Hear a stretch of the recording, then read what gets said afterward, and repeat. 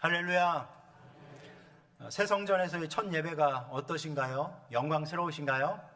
네. 이 성전을 건축하는 과정과 그 결과를 책임져 주신 분은 하나님이신 줄 믿습니다. 이 모든 것이 하나님의 섭리이고 은혜입니다. 우리에게 이런 큰 은혜의 역사를 베풀어 주신 우리 주님께 우리의 감사를 담아서, 우리의 진심을 담아서 영광의 박수를 드리겠습니다.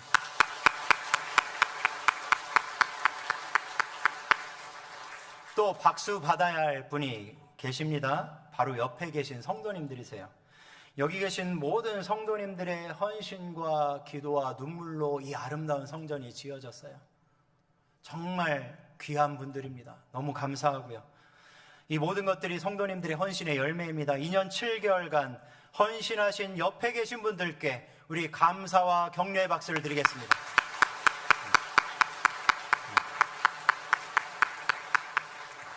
그리고 지난 2년 7개월간 성전 완공을 학수고대 하신 분들이 계셔요. 누구실까요?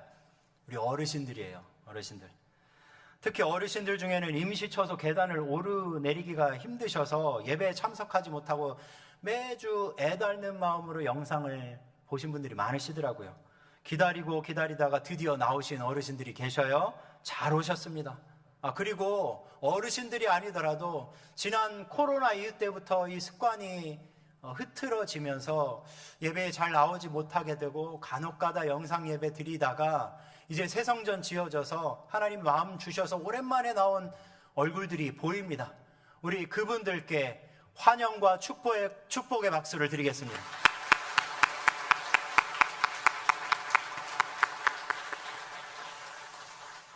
기존에 나오신 어르신들도 지하에 내려오실 때마다 힘겨워 하셨잖아요. 이제 엘리베이터 타고 올라오시니까 어떠세요? 너무 편하고 좋으시죠? 네, 너무 편하고 좋아요. 제가 예전에 말씀드렸죠. 엘리베이터에 막 누워서 올라오셔도 된다고요. 편하게 올라오셔요. 그리고 지하에서는 자리가 좁아서 불편했잖아요. 오늘 앉아보니 어떠세요? 이 장의자 너무 편하지 않으세요? 저는 처음에 등 쿠션이 없어서 이거 딱딱해서 어르신들 힘들지 않으실까 했는데 앉아보니까 이 각도가 예술이에요. 딱 등을 대서 편하게 앉을 수 있는 각도예요. 그래서 잠도 솔솔 올 수 있습니다. 이따가 설교 듣다가 뭐 마음이 힘들어지면 잠깐 주무셔도 됩니다. 지금까지 우리 성도님들이 지하에서 참 힘들게 예배 드리셨구나라는 생각이 들더라고요. 이제 편하게 앉아서 예배 드리세요. 제가 예전에 말씀드렸죠. 의자에 막 누워서 예배 드리셔도 된다고요. 하나님이 이 성전을 짓게 하신 분명한 목적이 있습니다. 그게 뭘까요? 하나님의 영광이에요. 하나님의 영광. 하나님은 그분의 영광을 위해서 일하시는 분이세요. 그리고 그분의 영광을 누리는 것이 뭘까요? 우리의 기쁨이에요. 부디 이 성전에 가득한 하나님의 영광을 누리는 기쁜 우리가 되길 예수님의 이름으로 간절히 축원합니다. 오늘 본문은 우리가 성전에서 어떻게 하나님의 영광을 경험할 수 있는지를 말해주고 있어요. 두 가지로 살펴보겠습니다. 첫 번째로 이 성전에서 평강을 누리는 것이 우리에게 영광입니다. 이 성전에서 지금 하나님이 임재해 계신 이 성전에서 지금 평강을 누리는 것이 우리에게 영광이라는 거예요. 오늘 본문을 다시 보세요. 이 성전의 나중 영광이 이전 영광보다 크리라고 말씀해요. 그리고 마지막에 뭐라고 말씀하나요? 내가 이곳에 뭐를 주리라? 평강을 주리라. 그렇다면 성전에서 경험하는 영광은 곧 뭘 누리는 걸까요?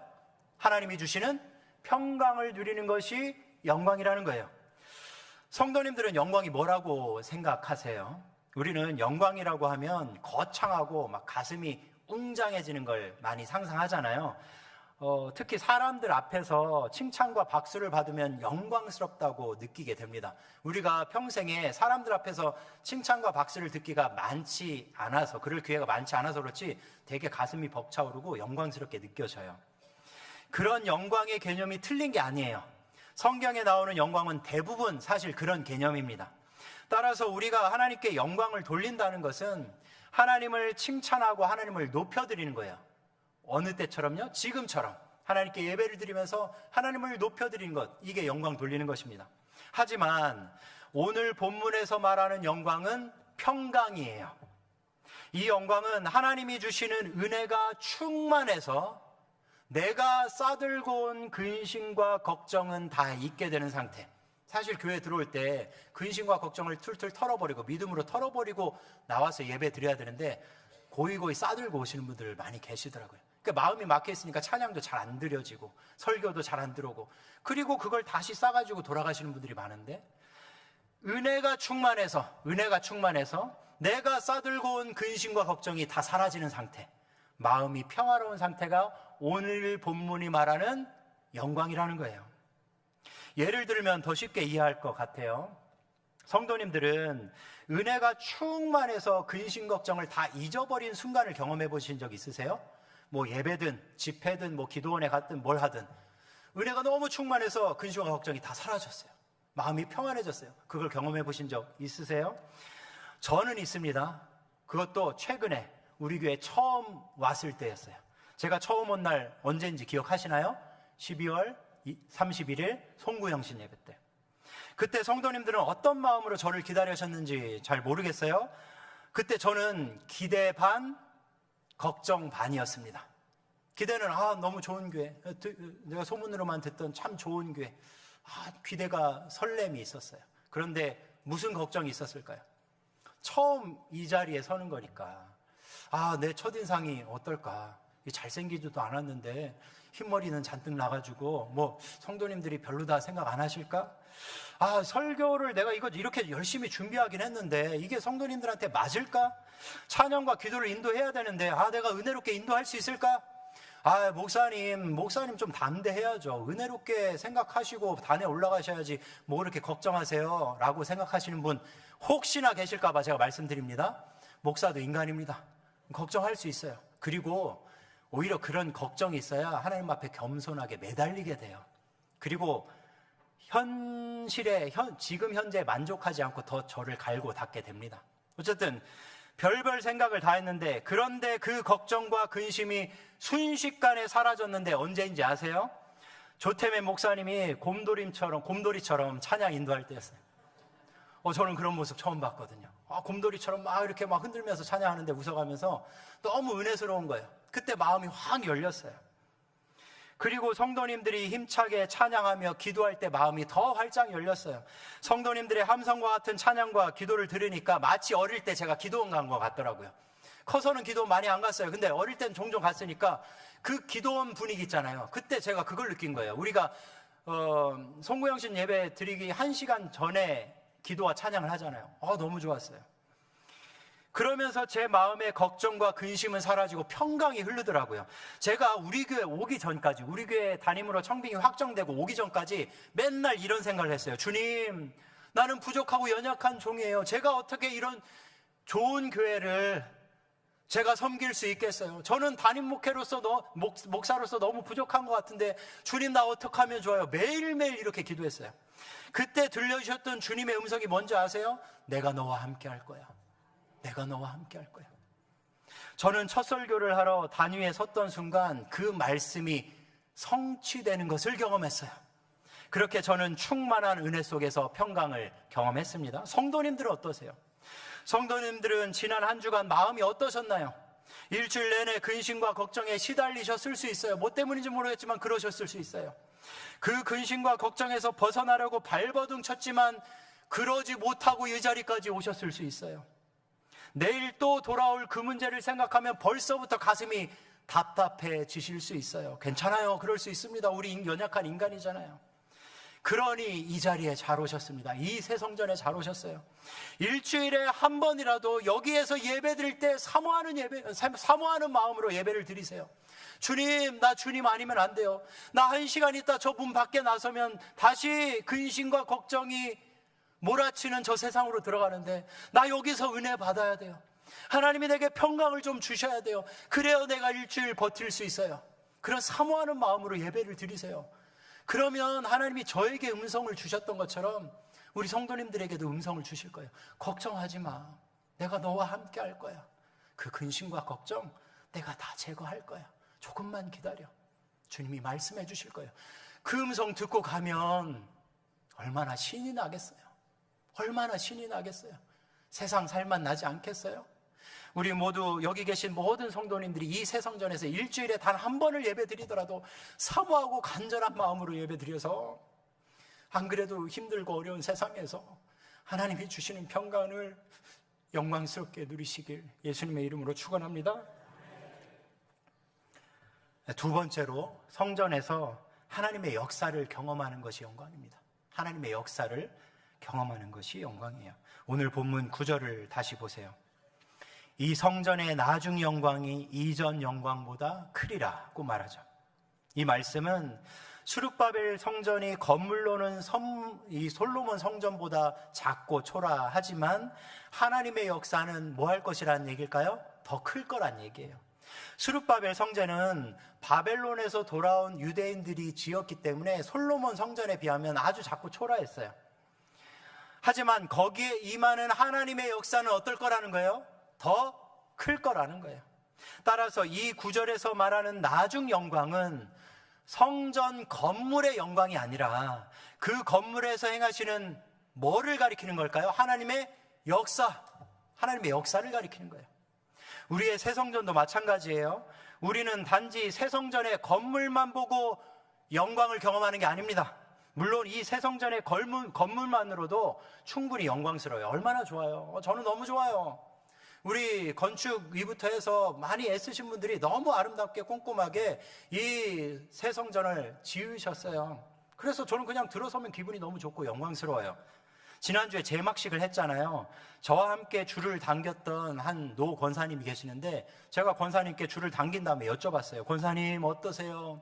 감개무량하시죠? 그랬더니 그럼요 목사님, 저는 구성전 지을 때부터 있었어요. 그때에 비하면 그때도 너무 좋았는데 훨씬 더 좋아요. 너무 감격스러워요. 영광스러워요 라고 말씀하시더라고요. 맞아요. 마음껏 이 건물의 영광을 누리시기 바랍니다. 오늘 바로 2층으로 올라오신 분들 3층부터 투어하세요. 이따가 4층부터 옥상부터 좀 덥겠지만 어쨌든 하나씩 보시면서 얼마나 아름답게 잘 지어졌는가를 보면서 영광스러워 하셔도 좋습니다. 하지만 이미 말씀드린 것처럼 성전의 영광은 건물이 아니라 거기에서 행하시는 뭐라고요? 하나님의 역사. 맞아요. 우리는 이 건물의 구석구석에서 하나님의 역사를 경험해야 돼요. 그것이 진짜 성전의 영광입니다. 그렇다면 성도님들은 이 성전 건물 구석구석에서 어떤 하나님의 역사가 일어나길 꿈꾸세요? 아마 이 성전 보시면서 오랫동안 지켜보시면서 각자 꿈을 꾸셨을 거예요. 이 성전에서 이런 일이 일어났으면 좋겠다. 어떤 하나님의 역사를 꿈꾸세요? 저는 꿈을 꿉니다. 지하 주차장 있잖아요. 그리고 지상 주차장, 그리고 우리가 참 잘 사용할 수 있는 저 수문통 주차장, 거기에 우리 교회로 오는 차들로 가득 채워지길 꿈꿉니다. 오해하지는 마세요. 저는 지금 대형 교회를 꿈꾼다고 말씀드리는 게 아니에요. 저를 그렇게 오해하신다면 저를 잘못 보신 겁니다. 지금까지 제가 한 설교 중에서 대형 교회에 대한 야망을 느끼신 적이 있으신가요? 느꼈는데요 하면 제가 이제 당황스럽고요. 제가 가서 사죄하겠습니다. 잘못 전달한 거니까. 저는 이 교회에 사업하러 온 사람이 아닙니다. 목회하러 온 사람입니다. 저는 소외되고 아픈 사람들, 안식과 평안을 찾는 사람들, 삶의 의미와 가치를 찾는 사람들, 바로 그들의 자동차 핸들을 하나님이 꺾으셔서 우리 교회 주차장으로 인도해 주시길 꿈꾸고 있는 거예요.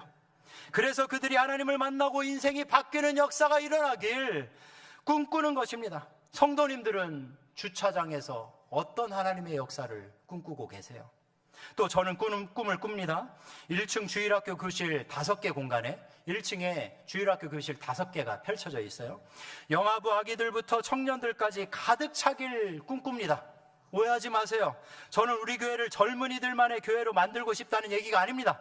저는 이 땅 어디에 심겨둬도 의의 열매를 맺는 아이들, 세상의 타락한 문화를 좀 거스를 줄 아는 청소년들, 어느 직장을 가도 한숨 쉬는 게 아니라 하나님과 사람들에게 칭찬받는 청년들이 가득한 교실을 꿈꾼다는 거예요. 성도님들은 1층 주일학교에서 어떤 하나님의 역사를 꿈꾸세요? 또 저는 꿈을 꿉니다.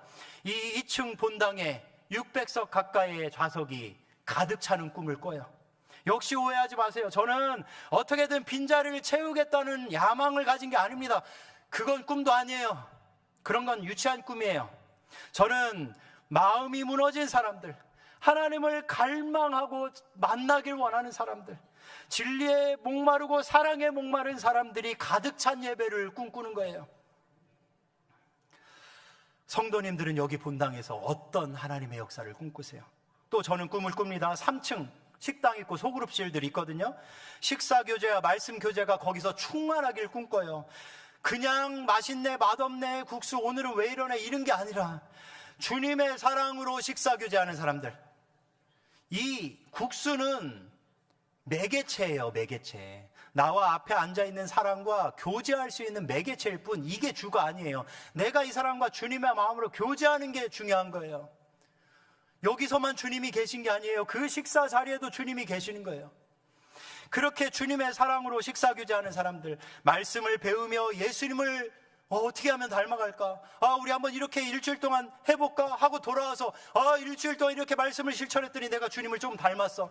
이렇게 간증할 수 있는 모임들, 사람들, 자기 삶을 나누면서 서로 위로하는 사람들이 가득 찬 공동체를 꿈꾸는 거예요.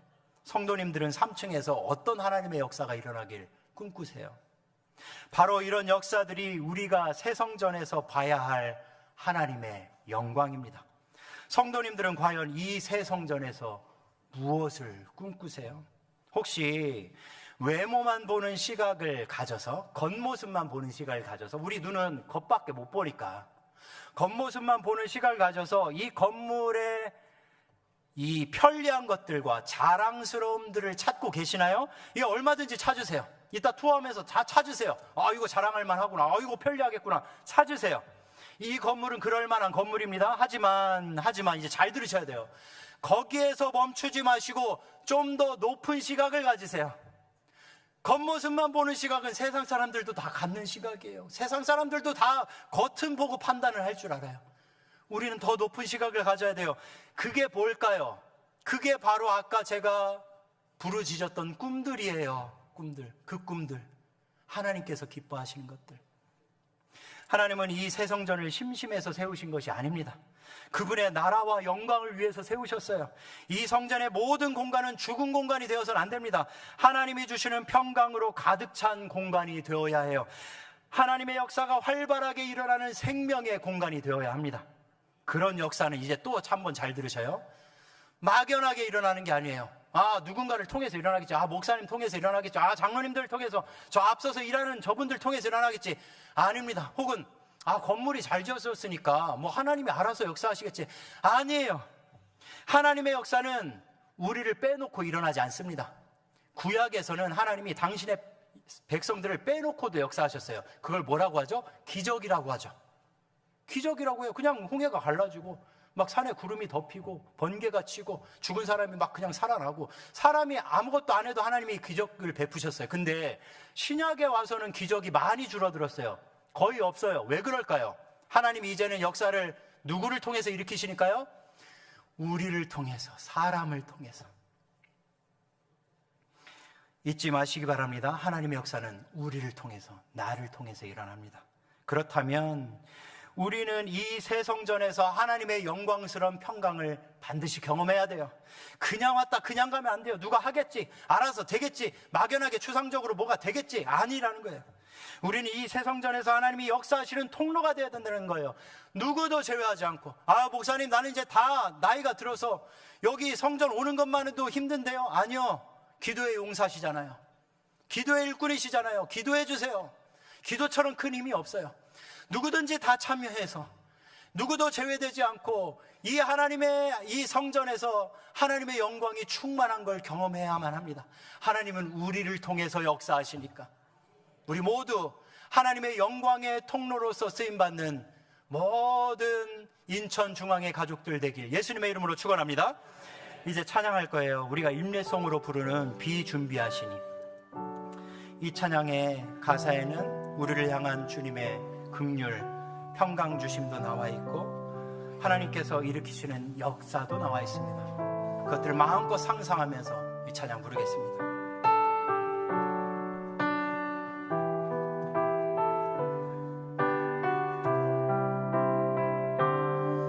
우리 주는 위대하십니다. 우리 주는 위대하다. 능력도 많으십니다. 능력이 많으시도다. 그의 지혜는 무궁합니다. 그의 지혜는 우리를 향한 인자는 영원합니다. 인자는 영원하도다. 상한 우리를 고치십니다. 상한 자를 고치시며 상처를 싸매시도다. 별들의 수를 세시며 이름을 붙이셨도다. 그가 구름으로 하늘을 덮으시며 땅을 위하여 준비하신 그가 구름으로 하늘을 덮으시며 땅을 위하여 준비하신 예루살렘아 여호와를 찬송할지어다. 내 하나님을 감사함으로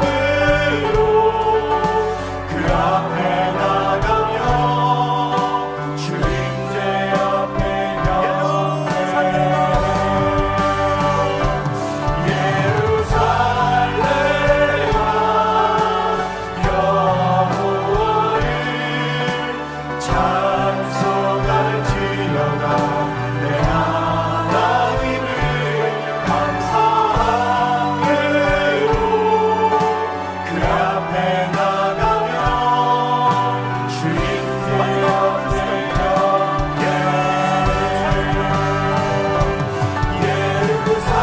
예루살렘아 여호와를 찬송할지어다. 내 하나님을 감사함으로 그 앞에 나가며 주님제 앞에 경배해. 할렐루야! 할렐루야! 정말 감사하지 않나요? 하나님이 지난 2년 7개월간에 우리의 눈물과 기도와 헌신을 받으셔서 우리가 이렇게 입당해서 예배를 드리고 있습니다. 진심을 다해 여기 임재해 계신 하나님께 감사와 찬양과 영광의 기도를 드리시기 바랍니다. 그리고 두 가지를 구하시기 바랍니다. 이 성전 구석구석에 은혜가 충만하여 평강을 경험하는 우리들 되게 하여 주시옵소서. 특히 삶에 지치고 마음이 상한 사람들이 하나님의 평강을 가지고 돌아가게 하여 주시옵소서라고.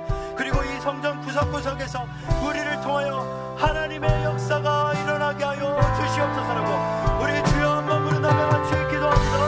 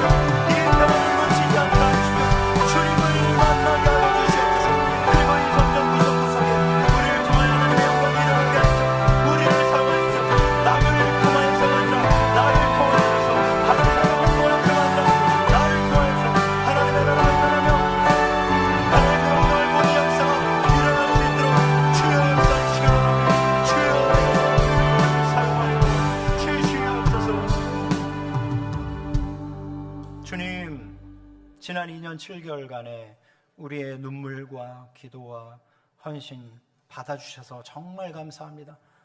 당신의 은혜로 이렇게 입당하여서 첫 예배를 영광스럽게 드리게 해주시니 참 감사합니다. 여기 임재 계신 하나님, 우리의 감사와 찬양과 영광을 받아 주시옵소서. 그리고 두 가지 구합니다. 이 성전 구석구석에서 은혜가 충만하여 평강을 경험하는 우리 모든 성도님들 되게 하여 주시옵소서. 특히 삶에 지치고 마음이 상한 영혼들이 매주 올 텐데 그들이 그냥 왔다가 그냥 그 상태로 돌아가지 않게 해주십시오. 주님이 주시는 평강을 경험하고 돌아가게 하여 주시옵소서. 그래서 일주일을 견뎌내고 살아내게 하여 주시옵소서. 그리고 이 성전 구석구석에서 우리를 통하여, 남을 통하여가 아니라 나를 통하여 하나님의 역사, 생명이 살아나고 영혼이 변화되는 역사들이 일어나게 하여 주시옵소서. 우리를 그렇게 사용하실 줄 믿사오며 예수님의 이름으로 기도드리옵나이다. 아멘.